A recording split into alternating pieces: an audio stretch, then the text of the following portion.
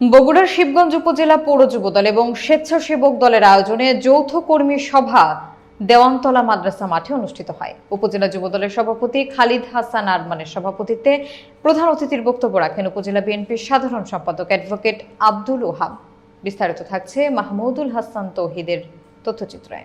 এ সময় বক্তব্য রাখেন উপজেলা বিএনপির সাবেক সাধারণ সম্পাদক SM. Tajul Islam, UP chairman Abdul Hakim, BNP নেতা আব্দুল করিম, আবু তাহের, স্বেচ্ছাসেবক দলের সভাপতি মাসুম, সাধারণ সম্পাদক রায়হানুল হক রনি, বিএনপি নেতা আবু সাইদ, ছাত্রদল নেতা আলামিন সহ অনেকে।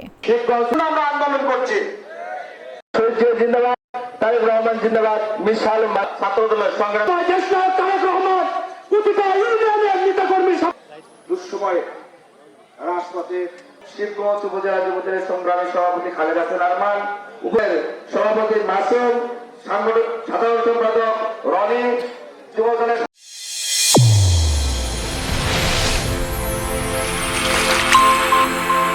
চ্যানেল A1 হৃদয়ের স্পন্দন।